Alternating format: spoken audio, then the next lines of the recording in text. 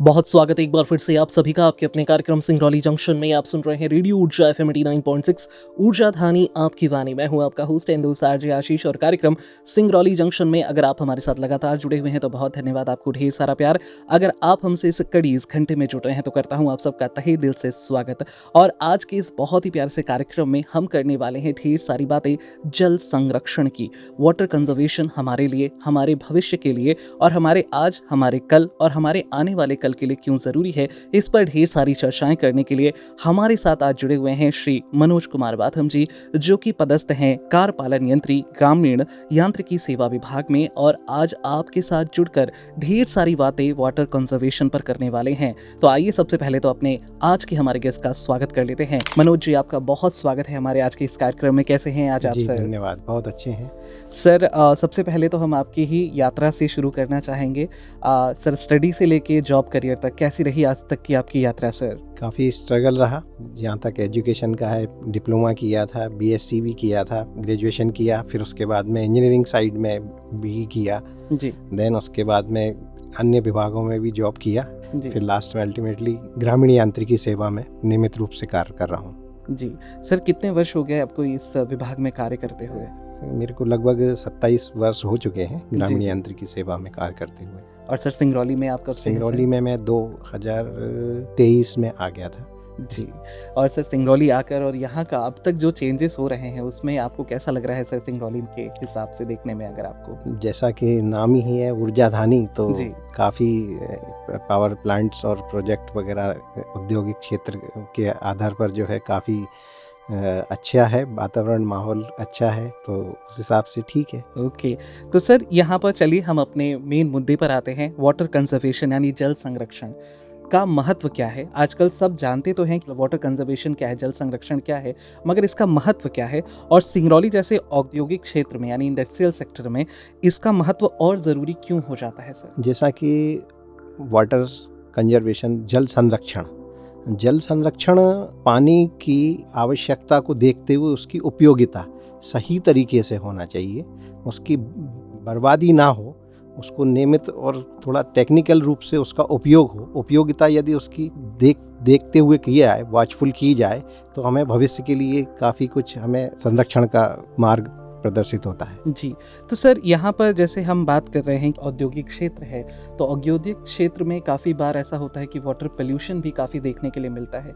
इसको रोकने के लिए हमें क्या कदम उठाने चाहिए सर? जैसा कि औद्योगिक क्षेत्र है, इसमें जो पानी की निकासी जो होती है वो वाटर बॉडी में छोड़ दी जाती है जी। उसको वाटर को सेव करने के लिए, बचाने के लिए हमें उसका ट्रीटमेंट करना चाहिए। और ट्रीटमेंट करने के साथ ही हमें जल चक्र पे भी ध्यान देना चाहिए जी। ताकि हमारा जो फ्रेश वाटर है वो रोटेट होता रहे और शुद्ध जल हमको मिलता रहे। जी। उसके लिए हमें नियमित रूप से कार्य करना चाहिए। ओके सर, क्या स्टेप्स हो सकते हैं इस जल चक्र को बनाए रखने के लिए? जल चक्र को बनाए रखने के लिए सबसे उत्तम तो वृक्षारोपण का कार्य है जी। और मृदा संरक्षण का कार्य है, भूमि का संरक्षण होना चाहिए जी, प्लांटेशन होना चाहिए और पानी की उपयोगिता को वॉचफुल करना चाहिए। हमें आधुनिक तरीके से हमें उसका उपयोग करना चाहिए, दुरुपयोग रोकना चाहिए जी, वेस्टेज ऑफ वाटर हमें रोकना चाहिए जी। सर यहाँ पर ग्राउंड वाटर लेवल जो है यानी भू स्तर का जो जल है उसमें भी लगातार गिरावट देखी जा रही है, तो सर इसका मुख्य कारण आपके हिसाब से क्या हो सकता है? जैसा कि हम सभी जानते हैं कि भूजल स्तर जो है हमारा, ग्राउंड वाटर जो स्टोरेज जो रहता है, भूजल पानी जो जल का स्रोत रहता है, प्राकृतिक स्रोत का के रूप में माना जाता है जी। तो भूजल स्रोत जो है उसका लगातार दोहन जो हम कर रहे हैं और उसका भराव नहीं कर पा रहे हैं। तो यदि हम भराव नहीं करेंगे और दोहन ही करेंगे तो वो एक लिमिट आने के बाद में वो एम्प्टी हो जाएगा, खाली हो जाएगा जी। फिर हमें भविष्य के लिए काफ़ी कठिनाइयों का सामना करना पड़ेगा। तो हमें उसके भराव के बारे में अत्यधिक कार्य करना चाहिए। जितनी भी हमें मेथड हैं, विधि हैं, उनका उपयोग करते हुए हमें भरना चाहिए जी। सर सिंगरौली की अगर हम बात करें, हमारे ज़िले की अगर बात की जाए, तो वाटर कंजर्वेशन के लिए कौन कौन से कदम अभी उठाए जा रहे हैं आप लोगों के द्वारा और इसके क्या असर देखने के लिए मिल रहे हैं? जैसा कि सिंगरौली जिले का जो भौगोलिक स्थिति है जी, यहाँ जो वर्षा काल का पानी जो टेरेन है वो काफ़ी स्लोपी है एरिया, और उसमें जो प्राकृतिक नेचुरल जो वाटर हमें मिलता है वर्षा काल का, वो पानी को हम डिटेन कर सकें, उसको रोक सकें। उसको जितना अधिक से अधिक रोक सकेंगे उतना ही हम जल भराव कर सकते हैं। और यदि उसको नहीं रोक पा रहे तो हमारे पास में पानी को एकत्रित करना काफ़ी मुश्किल होता है। जी सर, मेरा अगला सवाल भी इसी से जुड़ा हुआ ही है। सर, रेन वाटर हार्वेस्टिंग का क्या टेक्निक होता है, इसे हम कैसे हार्वेस्ट कर सकते हैं ताकि हमारा जो भूजल है उसका स्तर में सुधार आ सके? जैसा कि हम सभी जानते हैं, आजकल जो है भवन एवं सड़क जितने भी आधुनिकीकरण कार्य किए जा रहे हैं उसमें हमारा जो नेचुरल स्ट्राटा है, मिट्टी का जो पाथ है, वो सब खत्म हो रहा है जी। और उसका निर्माण जो है स्वरूप लेता जा रहा है जी। यदि बारिश का पानी हम उसमें नीचे जमीन में नहीं जाएगा तो हमारा भूजल भरण जो है नहीं हो पाता। उसके लिए हमें जैसे भवन निर्माण हो रहे हैं तो भवन निर्माणों में हमें रूफ वाटर हार्वेस्टिंग का कंसेप्ट मैंडेटरी करना चाहिए। जैसे कि कोई भी शहरी क्षेत्र हो या ग्रामीण क्षेत्र हो, उसमें जहाँ भी हमारा शासकीय भवन का निर्माण हो रहा है या घरों का निर्माण हो रहा है, रूफ वाटर हार्वेस्टिंग का आवश्यक मैंडेटरी कर देना चाहिए। जैसे किसी नगरीय क्षेत्र में हो रहा है तो उसमें भवन की अनुज्ञा परमिशन जब ही देना चाहिए जब उसमें रूफ वाटर हार्वेस्टिंग का कार्य उसमें प्रावधान किया हो या उसको कर लिया गया हो, तभी हमें उसकी सैंक्शन देना चाहिए जी। इसी तरह से ग्रामीण क्षेत्र में भी हमें हर भवन पर रूफ वाटर हार्वेस्टिंग का प्रावधान करना चाहिए। सर, इसकी टेक्निक क्या होती है? अगर हम करना चाहे, अगर कोई करवाना चाहे तो क्या होता है, क्या प्रक्रिया होती है सर इसकी? उसमें जो वर्षा काल का पानी जो भवन के ऊपर या पक्के सरफेस के ऊपर गिरता है उसको संग्रहण करके उसमें फिल्टर का उपयोग करते हुए हमें रिचार्ज पिट में अंदर स्टोरेज ग्राउंड वाटर के लिए स्टोर करना होता है जी, ताकि उसकी क्वालिटी ऑफ वाटर उसमें दूषित ना हो। जी जी जी। तो सर, जो रिचार्ज पिट बनता है इसको बनाने का तरीका क्या होता है? रिचार्ज पिट में जो हम ग्रामीण क्षेत्र में रिचार्ज पिट बनाते हैं उसमें एक गड्ढा हम समान अनुपात में खोदते हैं जो कि लंबाई एवं चौड़ाई और गहराई में समान रहता है। उसको 3 भाग में हम फिल्टर का उसमें प्रावधान करते हैं। 3 भाग में उसको नीचे बड़े बोल्डर्स का उपयोग करते हैं, बीच में छोटे बोल्डर का करते हैं और ऊपर सैंड का करते हैं जी, ताकि पानी उसमें फिल्टर के माध्यम से नीचे समायोजित किया जा सके, भराव किया जा सके जी। तो सर, जो हमारे पारंपरिक जल संरक्षण के तरीके हैं जैसे कि तालाब, बावड़ी या जोहड़, आधुनिक समय में भूजल पुनर्भरण के लिए कैसे मदद कर सकते हैं? आधुनिक जो संसाधन थे हमारे उसमें जैसे सिल्ट डिपॉजिट हो चुकी है जी, तो उनका गाद निकासी का कार्य कराया जा सकता है। गाद निकासी के बाद में उनमें जो है जल भराव की क्षमता बढ़ जाएगी जी, और उससे हम उसको काफी कुछ मदद कर सकते हैं। और सर, ये कितना हेल्प करते हैं भूजल स्तर को और बेहतर बनाने में? नहीं, भी मानव निर्मित संसाधन है या प्राकृतिक संसाधन थे हमारे, उसमें रिचार्ज वाटर होता ही रहता था। उसमें सरफेस जो है नीचे का जो है कच्चा ही रहता था, तो उसमें जितना भराव उसको डिटेन कर सकते हैं हम, जितना अधिक से अधिक समय के लिए हम उसमें पानी का भराव रखेंगे उतनी ही मात्रा में हमारा नीचे रिसाव होगा जी, और उससे हमारा ग्राउंड वाटर लेवल लगातार बढ़ता है जी। जितना हम पानी की गति को रोकेंगे, जितना हम उसमें रोकेंगे, उसका भराव काल बढ़ाएंगे, उतना ही हमें पानी का रिसाव अधिक बढ़ेगा जी। सर, यहाँ पर एक चीज़ ज़रूर है, मैं पूछना चाहूँगा आपसे। आपने बात की सही वाटर यूसेज की, यानी अच्छी प्रैक्टिसेस ऐसी हमें करनी चाहिए जिससे कि हम बर्बादी ना करें पानी की। इसके क्या आपके हिसाब से कुछ स्टेप्स हो सकते हैं जो आम जन कर सके अपने जीवन में? जैसे जहाँ तक ग्रामीण क्षेत्र का सवाल है, क्योंकि हम ग्रामीण यांत्रिकी सेवा से आते हैं तो हम ग्रामीण क्षेत्र में ही ज़्यादा ध्यान देते हैं और उसी की परिकल्पना हम बता रहे हैं कि ग्रामीण क्षेत्र में हर गांव का एक वाटर बजट होना चाहिए जिसमें उसमें उस गांव में संख्या, मानव की संख्या जी, उसमें मवेशियों की संख्या जी, उसमें और अन्य क्रियाकलापों की संख्या, पेड़ पौधों की सिंचाई की, इस तरह से एक वाटर बजट एक जो होता है जल का एक आकलन किया जाता है कि हमारे उस ग्राम के लिए इतने पानी की आवश्यकता होगी।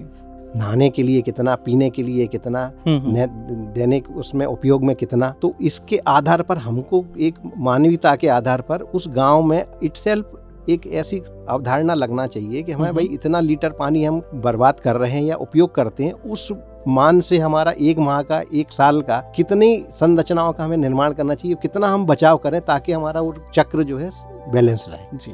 सर, यहाँ पर एक चीज़, जैसे हमने सिंचाई की बात की तो खेती यहाँ पर काफ़ी ज़्यादा होती है, खासकर गांव के क्षेत्र में, तो वहाँ पर पानी का बहुत ज़्यादा उपयोग होता है, तो वो भी ज़रूरी है। तो उसमें हम किन स्टेप्स को फॉलो कर सकते हैं ताकि हमारे किसान भाई को पानी भी मिले और पानी की बर्बादी भी ना हो? आजकल आधुनिक सिंचाई उपयोगिता का ध्यान फोकस कर रही है, गवर्नमेंट भी कर रही है, जिला प्रशासन भी पूरा उसमें मदद कर रहा है जी। कि एडवांस टेक्नोलॉजी का उपयोग करें। पानी जो पूर्व में जो है हम कैनाल के माध्यम से ले जाते थे तो उसमें इवेपोरेशन हो जाता था, वाटर लॉस होता था।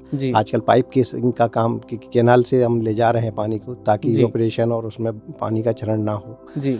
उसके बाद में हम स्प्रिंकलर का उपयोग कर सकते हैं, जिससे जितनी आवश्यकता है हमारी सिंचाई के लिए, उस खेती के लिए, वो उतनी मात्रा में ही स्प्रिंकलर के माध्यम से हम उसकी सिंचाई कर सकें, ड्रिप इरिगेशन के माध्यम से हम उसकी सिंचाई कर सकें और वेस्टेज ऑफ वाटर उसमें हम रोक सकें। यदि हमारा सिंचाई के लिए जितनी पानी की आवश्यकता उतना तो हम दे ही रहे हैं, उसके अलावा भी हम पर्याप्त पानी उसमें छोड़ देते हैं जो कि वेस्ट वाटर में चला जाता है हमारा, उसी से हम दूसरे भाग की भी सिंचाई कर सकते हैं जी। यदि आधुनिक तकनीकों का उपयोग किया जाए तो हम 50%, मोर देन 50% पानी को हम संरक्षण कर सकते हैं। बिल्कुल, यहाँ पर ये समझना बहुत ज़रूरी है कि स्प्रिंकलर्स हों, ड्रिप वाटर्स हों, पाइप्स के माध्यम से वाटर कंजर्वेशन करने में काफ़ी मदद मिलती है और सिंचाई भी होती है और आपका पानी भी बचता है। तो ये बहुत ज़रूरी स्टेप है जो कि हमारे किसान भाई ज़रूर उठा सकते हैं।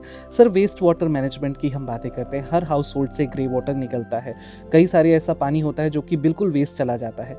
इसका मैनेजमेंट हम कैसे कर सकते हैं, कैसे और बेटर तरीके से इन पानी को हम इस्तेमाल कर सकते हैं? इसमें तो जैसे कई जगह हम घरों में देखते हैं कि टैप का उपयोग नहीं करते हैं जी, या टैप जो है उसमें नहीं लगाई गई है, या उसको खराब हो गया तो उसको सुधारा नहीं जा रहा है जी, उसमें प्लगिंग का सिस्टम नहीं है, कंट्रोल वाल्व का सिस्टम नहीं है रहा। तो जितना हमें आवश्यकता उतना ही समय पे हम उसको उपयोग में लाएं, अन्यथा हमें पानी का उपयोग नहीं करना चाहिए वेस्टेज के रूप में जी जी। यदि उस पर हम कंट्रोल, हर व्यक्ति को थोड़ा सा जागरूक करना पड़ेगा, हर घर के सदस्य को जागरूक करना पड़ेगा कि भाई हमारी क्षमता 500 लीटर की है तो हम 500 के अंदर ही उसका उपयोग कर लें, लेकिन हम लोग 1000 लीटर यूज कर देते हैं एक दिन में, 2000 लीटर यूज कर देते हैं, जबकि हमारी आवश्यकता 500 लीटर की है। तो ये छोटी छोटी सावधानियों को हम यदि उपयोग में लाएं, टैप को नियमित बंद करें, जब हमें पानी की जरूरत है उसी समय खोलें उसको, उसके बाद में बंद कर दें जी। तो इसी छोटी छोटी सावधानियों को ध्यान में रखते हुए हम इसको कंट्रोल कर सकते हैं जी। सर, जो हाउस होल्ड से यूज्ड पानी निकलता है, जैसे बाथरूम का, नहाने का पानी निकलता है और जो बर्तन वगैरह धोने का पानी निकलता है, क्या इस पानी का भी कोई इस्तेमाल हो सकता है? इसके लिए शासन विचार, मतलब स्कीमें बना रहे हैं, जिला प्रशासन भी इसमें ध्यान दे रहा है और रीयूज के लिए, रीट्रीटमेंट के लिए इसका तैयारी चल रही है। डीपीआर वगैरह तैयार किए जा रहे हैं, करवाए जा रहे हैं जिला प्रशासन की तरफ से, और निकट भविष्य में जो है ये इम्प्लीमेंट होगा कि reuse of water, grey water का हम कैसे रीयूज कर सकते हैं जी। सर, सरकार के द्वारा अभी कौन कौन सी ऐसी योजनाएं हैं जो कि जल संरक्षण से जुड़ी हुई हैं, जो कि चलाई जा रही हैं, जिससे कि हमारे सिंगरौली वासियों को लाभ मिल सकता है? जैसे ग्रामीण क्षेत्र की यदि बात करते हैं तो हमारे यहाँ खेत तालाबों का निर्माण किया जा रहा है जी, कूप का निर्माण किया जा रहा है, फार्म पॉन्ड इटसेल्फ करे जा रहे हैं, रिचार्ज सॉफ्ट का भी किया जा रहा है जी। उसके बाद में चेक डैम का निर्माण किया जा रहा है, निस्तारी तालाबों का निर्माण किया जा रहा है, गैबियन स्ट्रक्चर ये कभी गड़ेरा में हमने तैयार कराया था जी, तो काफ़ी लो कॉस्ट मटेरियल यूज करके हमने उसका निर्माण कराया था। तो कांचन नदी पे जो है जी, तो काफ़ी उसका इफेक्टिव रहा, उससे जो है वाटर लेवल जो है 1.9 मीटर करीब रेज हुआ है ओके लास्ट 2 साल में।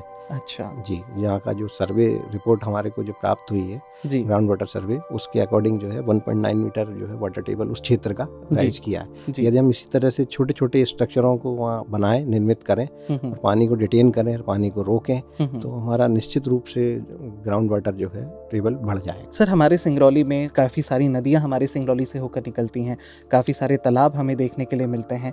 सर, इनकी क्या स्थिति है आप लोग के एनालिसिस के हिसाब से, और जो बोरी बंधन के कार्यक्रम चल रहे हैं उनकी इफेक्टिवनेस कितनी, क्योंकि हम लगातार ही सुन रहे हैं न्यूज़ में कि लगातार हर एक गांव में बोरी बंधन का तीनों ब्लॉक में चल रहा है, देवसर में भी, चितरंगी में भी, बैडन में भी, इसका कितना बेनिफिट देखने के लिए मिल रहा है? सर, बोरी बंधन एक जिला प्रशासन और राज्य शासन की जो है काफ़ी महती योजना है, जिसमें काफ़ी कम धनराशि के उपयोग से हम उस स्ट्रक्चर को टेम्परेरी स्ट्रक्चर के रूप में आता है वो, और बोरी वेस्ट उपयोग में ना आने वाली बोरियों का उपयोग करके उसमें बोरी बंधन नालों पर, नदियों पर, छोटे छोटे बहावों पर करते हैं। उसमें उसका उपयोग एक चेक डैम की तरह ही वाटर बॉडी को डिटेन करने के लिए किया जाता है जी, और उससे काफ़ी हद तक हम जो है काफ़ी समय तक छोटा प्रवाह को हम रोक लेते हैं। हाँ। और उससे भी हमारा ग्राउंड वाटर में सुधार हो रहा है। सर यहाँ पर एक चीज़ ज़रूर पूछना चाहेंगे कि ये जितने भी कार्यक्रम चल रहे हैं उसमें जो हमारे आम जन हैं उनकी रुचि कैसी है और क्या लोग आगे निकल कर आ रहे हैं, वाटर कंजर्वेशन में आप लोग के साथ जुड़ रहे हैं? जिला प्रशासन द्वारा लगातार प्रयास किया जा रहा है जिससे लोग जागरूक हो रहे हैं और उनकी भी रुचि ये बोरी बंधान या गैबियन स्ट्रक्चर या गली प्लग या वाटर शेड टाइप के जो काम है हमारे रिच टू वैली के, उसमें वो रुचि ले रहे हैं, आगे आकर उसमें सहयोग कर रहे हैं। जी सर, आपका बहुत बहुत शुक्रिया हमारे इस कार्यक्रम में जुड़ने के लिए।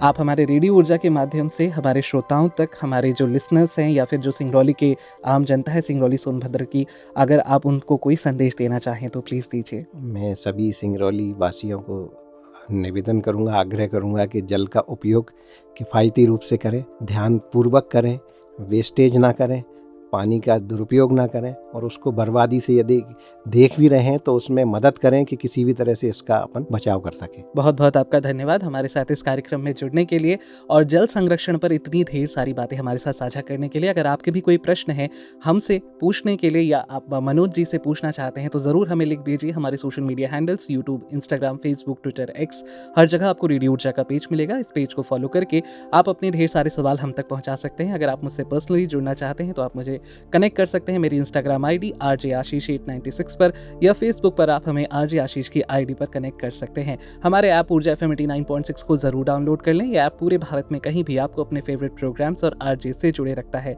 तो चलिए आज के लिए बस इतना ही। कल फिर होगी आप सबसे मुलाकात। तब तक के लिए हंसते रहिए, मुस्कुराते रहिए, खुश रहिए, खुशहाल रहिए, स्वस्थ रहिए, मस्त रहिए, जबरदस्त रहिए और सुनते रहिए रेडियो ऊर्जा FM 89.6 ऊर्जा धानी आपकी वाणी। मैं हूं आपका अपना होस्ट एंड दोस्त RJ Ashish और कार्यक्रम है आपका चहेता सिंगरौली जंक्शन।